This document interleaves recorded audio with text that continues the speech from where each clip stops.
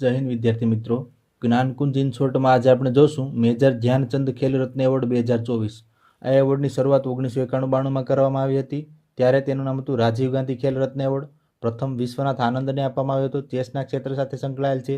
તેની book mind master. આ એવોર્ડમાં 25 લાખ રૂપિયા આપવામાં આવે છે. 2025માં જે એવોર્ડ આપવામાં આવ્યા એ 2024ના એવોર્ડ છે. વી રામ સુબ્રમણ્યમ સમિતિની ભલામણથી 2025માં ડી ગુકેશ ચેસના ક્ષેત્ર, મનુ ભાકર શૂટિંગ, હરમનપ્રીત સિંહ હોકી અને પ્રવીણ કુમાર હાઈ જમ્પને આ એવોર્ડ આપવામાં આવ્યા. જો મેજર ધ્યાનચંદ વિશે વાત કરીએ તો એમનો જન્મદિવસ 29 ઓગસ્ટ રાષ્ટ્રીય રમત દિવસ તરીકે ઉજવાય છે. તેમણે 1928, 1932 અને 1936માં ગોલ્ડ મેડલ જીતેલ છે. દિલ્હી નેશનલ સ્ટેડિયમનું નામ મેજર ધ્યાનચંદના નામ પર રાખવામાં આવ્યું છે અને એને પદ્મ વિભૂષણ એવોર્ડ 1956માં આપવામાં આવ્યો હતો. સાથે એ વસ્તુને યાદ રાખીએ કે અર્જુન એવોર્ડની શરૂઆત 1961માં થઈ અને 15 લાખની ધનરાશિ આપવામાં આવે છે.